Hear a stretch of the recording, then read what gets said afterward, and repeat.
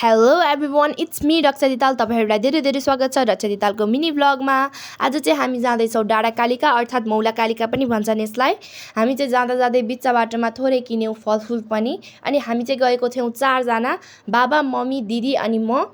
हामी 4 जना गयौँ एन्ड अलिकति उता पुगेपछि मन्दिर आउन लागेपछि चाहिँ हामीले किन्यौँ नरिवल अनि थोरै छुटमुट सामानहरू जुन चाहिँ हामी किन्छौँ नै, जसले पनि किन्छन् नै हैन। अनि त्यो किन्योरी चाहिँ अनि हामी गयौँ केबल कारतर्फ। अनि केबल कारतर्फ जाँदाखेरि चाहिँ 2टा मात्र टिकट थियो हामीसँग। त आई थट द्याट कि 2टा टिकट चाहिँ खै त भनेको बाबाले मेरो साथीले फोन गरेको छ भनेर भन्नुभयो। अनि अब यहाँ हुनुहुन्छ र भनेर भनेको त यहाँ त छैन बट फोन गरेको छ अरे भनेर भनेपछि त बाबाहरूले त पास कार्ड पाउनुभयो गाइज।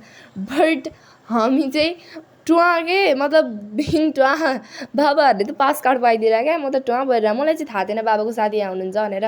बाबा चाहिँ फेरि हँसाइरहनु भएको थियो, दिदी र म चाहिँ मुर्छा परि हाँसिरहेको थियौँ होइन।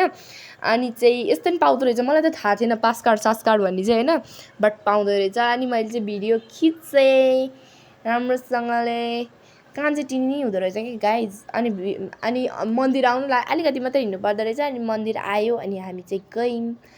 अनि मैले बाबाहरूलाई देखाएँ, मम्मीले सरदम बनाउँदै हुनुहुन्थ्यो नि त। अनि पूजा गर्नुभयो, मैले चाहिँ पूजा गरी भ्याइ मम्मीहरूलाई खिचिदिएँ भिडियो। एन्ड मम्मीले आरती उतारिरहनु भएको थियो, मैले खिचेँ। हेर्नु न क्या, कौवाहरूलाई दिनलाई पनि त्यहाँ चामलहरू यस्तो धानहरू त्यो उसमा हाल्नुपर्ने भाँडामा के। दिदीहरूले पूजा गर्नुभयो, मम्मी र बाबाले फोटो खिच्दाखेरि मैले भिडियो बनाएँ, टिकटक बनायौँ हामीले एकैछिन।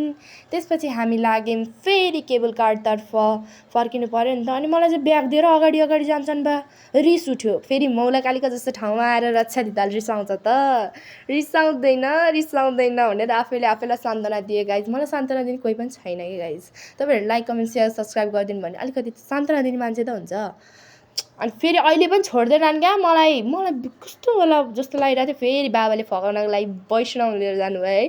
दिदी चाहिँ पुरा घोकिरहनु भएको थियो, त्यो के हो मेन्यु पुरा घोकिरहनु भएको थियो। अनि मम्मीले चाहिँ अब खाना खाने बेलामा खानै खाऊँ न भनेपछि खानै खाऊँ न त भनेर हामीले खानै खायौँ गाइज।